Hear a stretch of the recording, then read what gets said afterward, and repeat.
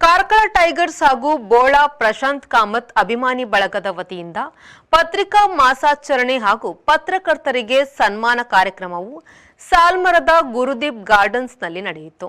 ಈ ಸಮಾರಂಭದಲ್ಲಿ ಮುಖ್ಯ ಅತಿಥಿಗಳಾಗಿ ಎಸ್ವಿಟಿ ವನಿತಾ ಪದವಿ ಪೂರ್ವ ಕಾಲೇಜಿನ ನಿವೃತ್ತ ಪ್ರಾಂಶುಪಾಲೆ ಮಿತ್ರಪ್ರಭಾ ಹೆಗ್ಡೆ ಮಾತನಾಡಿ, ಸಮಾಜದಲ್ಲಿ ಆಗುವ ಅಂಕುಡೊಂಕುಗಳನ್ನು ತಿದ್ದುವ ಕೆಲಸವನ್ನು ಹಾಗೂ ಸರ್ಕಾರದ ಲೋಪದೋಷಗಳನ್ನು ಸರಿಪಡಿಸುವಲ್ಲಿ ಪತ್ರಿಕಾ ರಂಗ ಬಹಳ ಪ್ರಾಮುಖ್ಯವಾಗಿದೆ ಎಂದರು.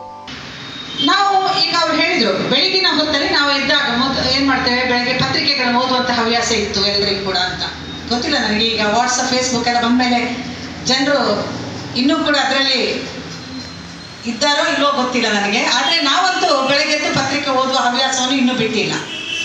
ಎಷ್ಟೇ ಮಾಧ್ಯಮಗಳು, ಯಾಕಂತ ಹೇಳಿದ್ರೆ ನಿಮ್ಗೆ ಗೊತ್ತಿದೆ, ದಿನಕ್ಕೆ 24 ಗಂಟೆ ಕೂಡ ಮಾಧ್ಯಮಗಳು ಇರ್ತವೆ. ಆದರೂ ಕೂಡ ಪತ್ರಿಕೆಯನ್ನು ಓದಿದ್ರೆ ಒಂದು ರೀತಿ ಸಮಾಧಾನ ನಮಗೆ. ಯಾಕಂದರೆ ಅದರಲ್ಲಿ ನಾವು ಸ್ಥಳೀಯ ಸುದ್ದಿಗಳಿಗೆ ಹೆಚ್ಚು ಒತ್ತು ಕೊಡ್ತೇವೆ.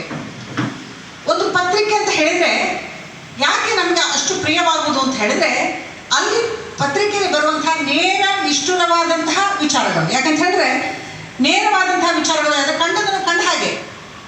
ಯಾಕೆಂತ ಹೇಳಿದ್ರೆ ಪತ್ರಿಕಾ ಮಾಧ್ಯಮದ ವರದಿಗಾರರಿಗೆ ಆತ ಪಕ್ಷಾತೀತನಾಗಿರ್ಬೇಕು. ಈ ಸಂದರ್ಭದಲ್ಲಿ ವೇದಿಕೆಯಲ್ಲಿ ಕಾರ್ಕಳ ಪತ್ರಕರ್ತರ ಸಂಘದ ಅಧ್ಯಕ್ಷ ಮೊಹಮ್ಮದ್ ಶರೀಫ್, ಮಾಧ್ಯಮ ಬಿಂಬ ಹಾಗೂ ಸ್ವಯಂ ಟೈಮ್ಸ್ ಸಂಪಾದಕ ವಸಂತಕುಮಾರ್ ಉಪಸ್ಥಿತರಿದ್ದರು.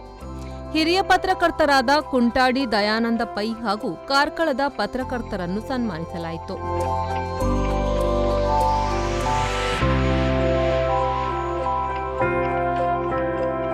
ಕಾರ್ಯಕ್ರಮದಲ್ಲಿ ನಿತ್ಯಾನಂದ ಪೈ, ರಾಮಚಂದ್ರ ನಾಯಕ್, ಪುರಸಭಾ ಮಾಜಿ ಸದಸ್ಯ ಪ್ರಕಾಶ್ ಆಚಾರ್ಯ, ಅವಿನಾಶ್ ಶೆಟ್ಟಿ, ಪ್ರದೀಪ್ ಆಚಾರ್ಯ, ಹರೀಶ್ ಅಮೀನ್ ಮುಂತಾದವರು ಉಪಸ್ಥಿತರಿದ್ದರು. ಹರೀಶ್ ಆಚಾರ್ಯ ಸ್ವಾಗತಿಸಿ ಪ್ರಕಾಶ್ ರಾವ್ ವಂದಿಸಿದ್ರು. ಖಲೀಲ್, ವಿ4 ನ್ಯೂಸ್, ಕಾರ್ಕಳ.